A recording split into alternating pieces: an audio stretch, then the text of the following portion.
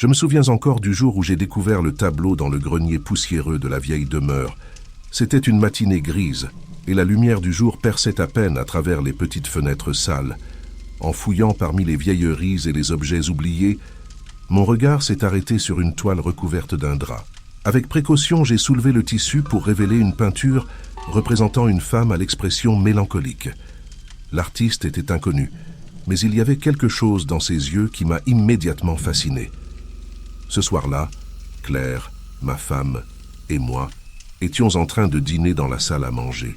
Nous parlions de tout et de rien, comme d'habitude, lorsque j'ai entendu un bruit étrange venant du salon. Intrigué, je me suis levé pour voir ce qui se passait. « Antoine, tu vas bien ?» demanda Claire, inquiète. « Oui, je pense que j'ai entendu quelque chose », répondis-je en me dirigeant vers le salon. En entrant dans la pièce, j'ai été pris de stupeur. Le tableau que j'avais accroché au mur plus tôt dans la journée semblait saigner. Des gouttes de sang coulaient des yeux de la femme peinte, traçant des lignes sinistres le long de la toile. Mon cœur battait la chamade et une sensation de terreur m'envahit. « Claire, viens vite !» criai-je. Elle se précipita dans la pièce et, en voyant la scène, porta une main à sa bouche. « Mon Dieu, Antoine, c'est quoi ce truc ?» murmura-t-elle, terrifiée. Ne sachant pas quoi faire, j'ai immédiatement appelé Jacques, mon vieil ami et historien réputé pour ses vastes connaissances en art et en histoire. Il arriva en hâte, l'air grave. « Jacques, regarde ça !» dis-je en lui montrant le tableau. Il observa la peinture pendant un long moment, son visage se durcissant à mesure qu'il examinait les détails. « Antoine, ce tableau n'est pas juste une simple œuvre d'art. Il y a des signes ici, des traces.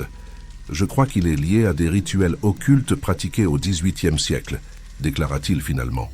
« Des rituels occultes ?» demanda Claire, incrédule. « Oui, regardez ces symboles cachés dans les ombres de la peinture. Ils ne sont pas visibles à première vue, mais ils sont là, » expliqua Jacques en montrant du doigt des motifs que je n'avais pas remarqués auparavant. « Je dois faire plus de recherches, mais cela pourrait être très dangereux. » Cette révélation nous laissa tous les trois perplexes et inquiets. Nous décidâmes alors de confier le tableau à Jacques pour qu'il puisse l'étudier plus en profondeur. Pendant ce temps, Claire et moi retournâmes à notre quotidien, mais l'image de la femme à l'expression mélancolique et au sang coulant de ses yeux restait gravée dans nos esprits. Les jours suivants furent marqués par une tension palpable dans la maison. Claire et moi parlions souvent de ce qui s'était passé, essayant de comprendre ce que cela pouvait signifier. « Antoine, tu penses que c'est un avertissement ?» demanda Claire un soir, alors que nous étions assis dans le salon, les lumières tamisées créant une atmosphère oppressante. « Je ne sais pas, Claire. Tout ce que je sais, c'est que nous devons découvrir la vérité. Ce tableau cache quelque chose de très sombre, et je sens que cela a un lien avec notre famille. Peut-être même avec le passé de grand-père Henri, répondis-je, le regard perdu dans le vague. « Quoi qu'il en soit, nous devons être prudents, » dit-elle en prenant ma main. Jacques revint quelques jours plus tard avec des nouvelles troublantes. « Antoine, Claire, j'ai découvert des informations importantes. Ce tableau est effectivement lié à des rituels occultes pratiqués par une société secrète au XVIIIe siècle. Il se pourrait que votre grand-père Henri ait été impliqué d'une manière ou d'une autre. Nous devons creuser plus profondément, » déclara-t-il avec une détermination féroce dans les yeux. Ainsi débuta notre quête pour découvrir les secrets cachés derrière ce tableau mystérieux. Peu à peu, nous allions dévoiler des vérités effrayantes sur notre propre passé et plonger dans une aventure qui allait changer nos vies à jamais. Je me souviens clairement du jour où Jacques est arrivé avec ses vieux journaux poussiéreux. Nous étions dans la bibliothèque, les rayons du soleil filtrant à travers les fenêtres poussiéreuses, créant une atmosphère presque mystique. Claire, ma femme, était assise à côté de moi, anxieuse mais déterminée à découvrir la vérité derrière le tableau. « Antoine, regarde ça », dit Jacques en ouvrant l'un des journaux avec précaution. « Ton grand-père, Henri, a mentionné une société secrète à plusieurs reprises. Il semblerait qu'il faisait des rituels macabres ici, dans cette maison. » Je me penchai pour lire les passages que Jacques avait soulignés. Cela parle de disparitions et d'événements inexplicables. Pensez-vous que cela pourrait être lié au tableau ? Jacques hocha la tête, son expression grave. « Je le crois. Ces rituels visaient la vie éternelle. Ils cherchaient à quelque chose ou quelqu'un pour accomplir leur dessein. Cette révélation fit naître en moi une myriade de questions. Pourquoi mon grand-père était-il impliqué dans quelque chose d'aussi sinistre? Et pourquoi ce tableau semblait-il être au centre de tout cela? Cette nuit-là, je fis un cauchemar terrifiant. Je me trouvais dans la maison, mais tout était sombre et lugubre. La femme du tableau, ses yeux pleins de tristesse, me regardait fixement. Elle semblait vouloir me dire quelque chose, mais aucun son ne sortait de sa bouche. Je me réveillais en sueur, la vision encore vive dans mon esprit. Il faut qu'on trouve ce que cette maison cache réellement. Le lendemain, Jacques, Claire et moi décidâmes de fouiller la maison plus en profondeur. Nous commençâmes par la bibliothèque, où Jacques avait trouvé les journaux. Alors que nous déplacions une grande étagère, Claire remarqua quelque chose d'étrange sur le mur. « Regardez, il y a une fissure ici », dit-elle en pointant du doigt une ligne fine mais visible. Jacques s'approcha et examina la fissure de plus près. « Ça pourrait être une porte secrète », dit-il. « Aidez-moi à déplacer cette étagère. » Avec beaucoup d'efforts, nous réussîmes à déplacer l'étagère, révélant une petite porte cachée. Mon cœur battait la chamade, tandis que nous l'ouvrions lentement, découvrant un escalier en pierre descendant dans l'obscurité. « Je n'aime pas ça, dit Claire, une note de peur dans sa voix. « Nous devons savoir ce qui se cache là-dessous, dis-je, essayant de paraître courageux. « Jacques, tu viens avec moi ?» Jacques acquiesça, et nous descendîmes prudemment les escaliers, une lampe à la main. La lumière vacillante révéla une pièce souterraine remplie de symboles étranges et d'objets rituels. Des bougies à moitié fondues étaient disposées en cercle autour d'un autel central. « Mon Dieu !» murmura Jacques. « C'est ici qu'ils faisaient leur rituel. » Je m'approchai de l'autel et remarquai quelque chose qui brillait légèrement sous la poussière. En l'essuyant, je découvris un ancien portrait de famille. Mon souffle se coupa lorsque je reconnus la femme du tableau. Elle était là, entourée de membres de ma famille, y compris mon grand-père. « Antoine, c'est elle, dit Jacques, choqué. C'est ta Bissavo, Élise Moreau. » Cette découverte changea tout. Élise Moreau, accusée de sorcellerie et disparue mystérieusement, était au cœur de cette énigme macabre. Et maintenant, il semblait que le tableau, et peut-être même la maison, contenaient les clés pour dénouer ces sombres secrets. « Il faut continuer à chercher, dis-je, déterminé. Nous devons découvrir ce qui est arrivé à Élise et pourquoi cela affecte encore notre famille. » Claire et Jacques acquiescèrent, sachant que nous étions désormais engagés dans une quête pour dévoiler les mystères cachés de notre passé, quels que soient les dangers que nous pourrions rencontrer en chemin. Nous étions dans la salle souterraine, plongés dans une atmosphère lourde et étouffante, quand je fis une découverte qui allait bouleverser tout ce que je croyais savoir sur ma famille. Au fond de la pièce, derrière un rideau de poussière et de toiles d'araignée, se trouvait un ancien portrait de famille. En l'examinant de plus près, mon cœur se serra lorsque je reconnus le visage de la femme du tableau mystérieux. C'était ma bisaïeule, Élise Moreau. « Antoine, regarde ça, dit Jacques, son visage pâle d'étonnement. C'est Élise Moreau, ta bisaïeule. Elle a été accusée de sorcellerie et a disparu mystérieusement. » Claire, qui avait semblé de plus en plus agitée au fil des jours, se mit soudain à parler dans une langue que je ne comprenais pas.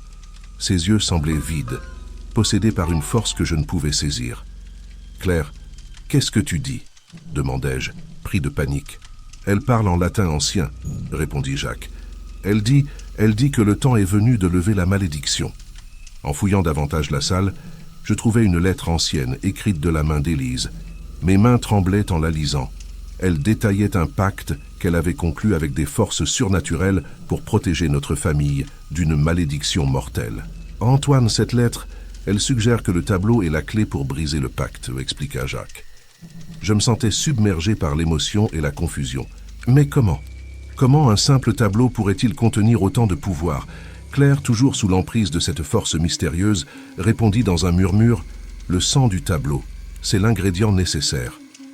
Nous devons l'utiliser. » Je regardais Jacques, espérant qu'il aurait une explication rationnelle. « Jacques, que devons-nous faire ? » « Nous devons préparer un rituel de révélation, » dit-il avec détermination.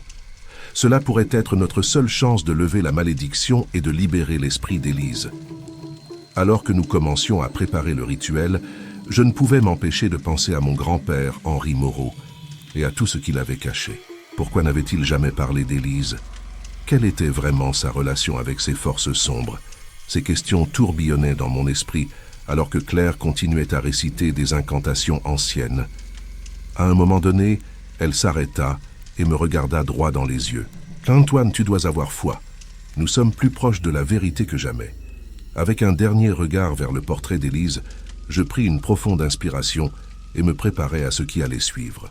Le destin de ma famille était en jeu, et je devais être prêt à affronter la vérité, aussi terrifiante soit-elle.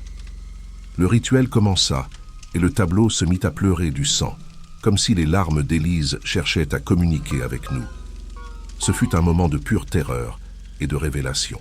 Les symboles autour de nous s'illuminèrent, et je sus que nous étions sur le point de découvrir un secret qui changerait notre vie à jamais. Jacques murmura à mon oreille « Antoine, sois fort. La vérité te libérera, mais elle peut aussi te détruire. » Je serrai la main de Claire, sentant sa force et sa détermination à travers notre lien. Ensemble, nous étions prêts à affronter les ténèbres et à découvrir la véritable histoire de notre famille. Avec l'aide de Jacques, nous avons découvert que le sang qui pleure du tableau est un ingrédient nécessaire pour un rituel de révélation capable de briser la malédiction. Nous avons passé des jours à préparer le rituel dans la salle souterraine, rassemblant les éléments énoncés dans la lettre d'Élise. Chaque étape devait être exécutée avec une précision méticuleuse. La tension était palpable alors que nous nous rapprochions du moment décisif. « Antoine, es-tu sûr que nous avons tout ce qu'il faut ?» demanda Claire, l'inquiétude évidente dans sa voix.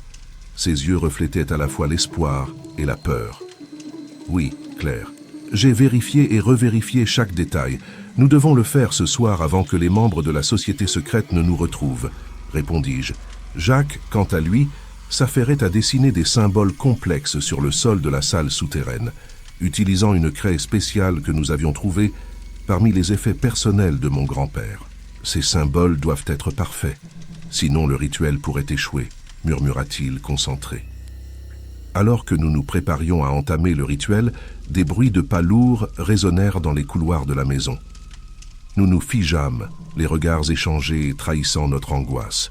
Les figures encapuchonnées que nous redoutions apparurent dans l'encadrement de la porte, leurs silhouettes menaçantes se détachant dans la pénombre. « Vous ne pouvez pas faire ça !» cria l'un d'eux. « Le secret doit rester enfoui. Henri Moreau est mort pour cela. Vous ne comprenez pas ce que vous êtes sur le point de libérer, » ajouta un autre, sa voix tremblante de colère et de peur. Une bagarre s'ensuivit. Jacques tenta de les tenir à distance pendant que Claire et moi nous efforcions de continuer le rituel. Soudain, Claire s'effondra au sol, ses yeux virant au blanc éclatant. Une voix qui n'était pas la sienne sortit de ses lèvres. « Continuez, je vais les retenir. » C'était Élise. Elle avait pris possession de Claire pour nous aider. « Antoine, vite !» commandait-elle à travers ma femme. Le moment est venu. Je pris le couteau cérémonial et découpa ma paume, laissant couler mon sang sur le tableau. Le sang de l'œuvre se mêla au mien, provoquant une réaction immédiate. Le tableau commença à émettre une lumière intense, aveuglant tout le monde dans la pièce. « Henri Moreau a sacrifié Élise pour obtenir l'immortalité !» cria Jacques, car la vérité était devenue évidente pour nous tous à travers la lumière du tableau. Je sentis une rage et une trahison profonde me submerger. Mon propre grand-père, le patriarche de notre famille, avait perpétré un acte si abominable. Mais il n'y avait pas de temps pour la contemplation. Nous devions terminer le rituel. Élise, à travers Claire, continuait de guider nos actions avec une précision surnaturelle. « Placez les symboles autour du tableau, maintenant !» ordonna-t-elle. Nous obéîmes, et à mesure que les symboles se mettaient en place, la lumière du tableau devint encore plus intense, illuminant chaque recoin de la sombre salle souterraine. Les figures encapuchonnées reculèrent, leurs visages tordus de peur et d'horreur. « Non, vous ne pouvez pas faire ça !» hurla le leader de la société secrète, tentant une ultime attaque. Mais c'était trop tard. Le rituel atteignit son apogée, et une onde de choc émana du tableau, projetant tout le monde au sol. Lorsque je me relevai, le tableau était devenu silencieux, inerte. Mais je savais que la vérité avait été révélée. Élise avait été vengée, et le pouvoir de la société secrète était désormais affaibli. Cependant, je sentais que notre combat était loin d'être terminé. En tant qu'Antoine Moreau, je me sentais complètement anéanti par la vérité qui venait de nous être révélée. La lumière intense émise par le tableau s'estompa, laissant derrière elle une atmosphère lourde et oppressante. Mes pensées tourbillonnaient, essayant de comprendre comment mon grand-père, Henri Moreau, pouvait être le chef de cette société secrète et avoir sacrifié ma bis-arrière-grand-mère, Élise, pour atteindre l'immortalité. Claire, Jacques et moi restions là, abasourdi par la découverte, quand soudain, la vieille demeure commença à trembler. « Jacques, il faut sortir d'ici maintenant !» criai-je, sentant le sol se dérober sous nos pieds. Nous nous précipitâmes vers la sortie, le tableau serré contre ma poitrine. Des morceaux de plafond tombaient autour de nous, et le bruit des murs qui s'effondraient résonnait dans toute la maison. Nous réussîmes à nous échapper de justesse, haletants et couverts de poussière, alors que la vieille demeure s'effondrait derrière nous. « Antoine, que faisons-nous maintenant ?» demanda Claire, ses yeux grands ouverts de peur et d'inquiétude. Je regardai le tableau ensanglanté dans mes mains et pris une décision difficile. Il faut le détruire, Claire. C'est la seule manière de libérer l'esprit d'Élise et de rompre cette malédiction. Jacques hocha la tête en signe d'accord. Faisons-le immédiatement avant que quelque chose d'autre ne se produise. Nous nous dirigeâmes vers une clairière à proximité. J'installai le tableau sur un tas de bois et allumai une allumette. Les flammes commencèrent à lécher les bords du cadre et bientôt le tableau fut englouti par le feu. « Adieu, Élise » murmurai-je, les larmes aux yeux. Mais quelque chose d'inattendu se produisit. Alors que les flammes consumèrent le tableau, une ombre obscure en émergea et se dirigea droit vers moi. Avant que je ne puisse réagir, elle entra en moi et tout devint noir. Quand je repris conscience, Claire et Jacques se tenaient au-dessus de moi, leurs visages marqués par l'inquiétude. « Antoine, tu vas bien ?» demanda Claire, sa voix tremblante. Je me redressai lentement, sentant une énergie étrange et puissante en moi. Je ne sais pas. Quelque chose a changé. Jacques me regarda avec une intensité nouvelle. « Antoine, je crois que tu as hérité des pouvoirs surnaturels d'Élise, mais cela signifie aussi que tu es maintenant la cible de la société secrète. » Une vague de détermination m'envahit. Peu importe. Je vais utiliser ces pouvoirs pour détruire cette société et protéger notre famille. Claire prit ma main, ses yeux brillants de détermination également. « Nous sommes avec toi, Antoine.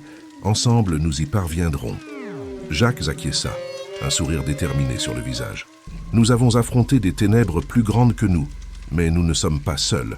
Nous trouverons un moyen de les arrêter. » Je regardai les ruines de la vieille demeure et sentis une nouvelle résolution grandir en moi. Le combat ne fait que commencer. Nous découvrirons tous leurs secrets et nous mettrons fin à cette malédiction une fois pour toutes. Alors que nous nous éloignions de la clairière, un sentiment de défi et d'espoir me remplissait. La route devant nous était incertaine et dangereuse, mais je savais qu'avec Claire et Jacques à mes côtés, nous serions prêts à affronter tout ce qui se dresserait sur notre chemin. La vérité surnaturelle que j'avais découverte n'était que le début de notre voyage. Et je jurais de protéger ceux que j'aimais quel qu'en soit le coût.